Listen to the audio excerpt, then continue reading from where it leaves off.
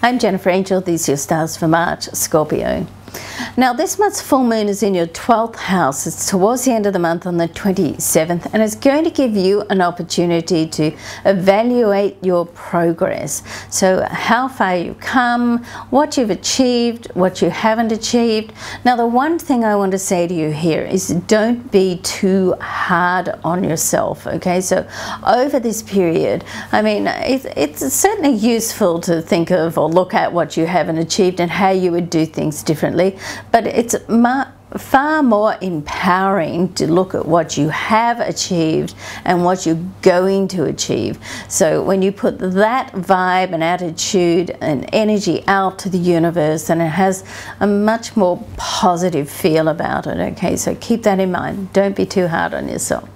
Now your career and money. So you want to reassess goals this month. And be careful that you set your own benchmark. Don't put your benchmark on what other people are doing or how far they have come in life. You want to set your own benchmark to work towards.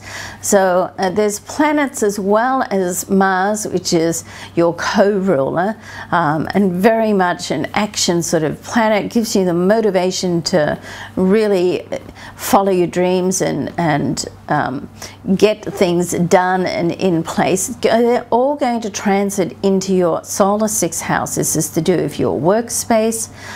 So you want to be organized and be careful that you don't take on too much. Now what can happen when Mars particularly is in your sixth house, for you, because it's your part of your rulership, then you can really work with this energy, but to work with it you have to be organized, and when you're organized and you work with it, then you can be like super productive. If you're not organized, you can have you running around in circles and you just feel like you're busy but not achieving anything, okay? You're not productive, and that's when you can start to burn out, okay? So the key to this is to get yourself organized with some systems and routines, set some disciplines and follow them, okay?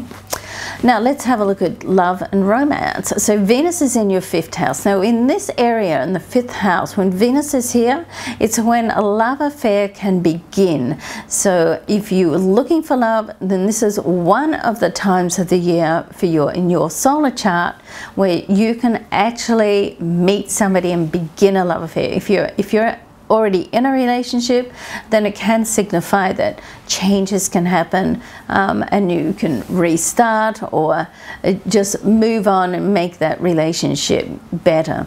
Now Mercury is also in this area of your chart, and it's retrograde, so it's out of phase right up until the 18th. Give it a couple of days, say the 20th. So you want to be thoughtful with your communication. Try not to be too impulsive or too rash. So later in the month, you'll be able to focus more on your image and your presentation. So you can start thinking about that through the month, and when we get through towards the end of the month will be a good time to put changes into place. So you want to think about how you're presenting yourself, how other people are perceiving you, and are you presenting the image that you want to present, not only in a social romantic sense, but also for your career and other areas of your life. Now, my angel advice for the month of March is work, love, well-being. Make sure that one area of your life doesn't rob the other, okay? So you want to look at having balance in your life. Try not to spend 100% or 80% of your time on one area, and you know, spread it across, because if you're at work, then there's going to be somebody at home that wants your attention, and so on. Okay, have a great month, Scorpio. I'm Jennifer Angel. Thanks for watching.